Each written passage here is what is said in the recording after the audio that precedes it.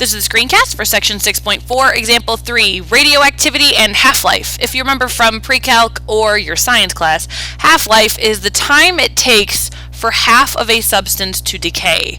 And what we're going to do with example 3 is show that the half-life of a radioactive substance with the rate constant k, where k is greater than 0, is the natural log of 2 over k, which seems a little random, so that's why we are going to show you why that works in example 3.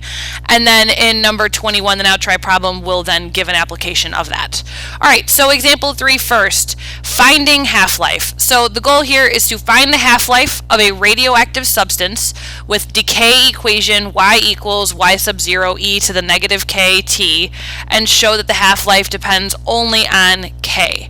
Alright, so first of all, this is exponential decay because a negative exponent makes your base 1 over e, technically. So we're going to call the half-life t, which means we have initial value y sub 0 equals e to the negative kt, but we want the output to be 1/2 of the initial value, so 1/2 of y sub 0. Now y sub 0 is a constant, so I'm going to clean this up by dividing both sides by y sub 0, which those cancel out, so I'm just getting 1/2 equals e to the negative kt. Well, t that I'm trying to solve for is in the exponent, so I'm going to use logs. I'm going to change into exponential form, so remember I have the base of my exponent is e, so I'm going to use natural log base e, of 1/2 equals the exponent negative k times t. Remember logs find exponents, so negative k times t goes on the opposite side of the equal sign.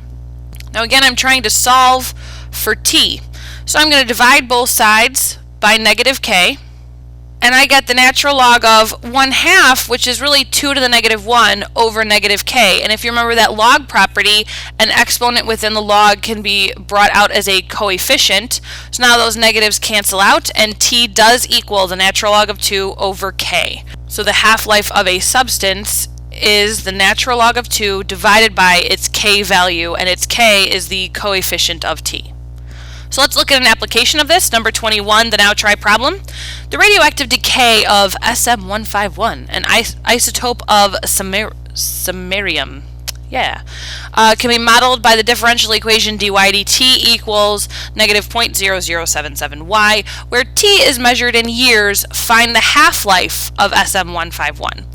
Okay, so if we're trying to find the half-life, first of all, we already have a differential equation dy over dt equals k times y, where our k value is going to be negative 0.0077. So if we have k, we've got this formula for half-life already established, we can say that the half-life is going to equal the natural log of 2 over the k value, which is approximately 90.02 years. So that gives us a nice shortcut to find the half-life using a differential equation.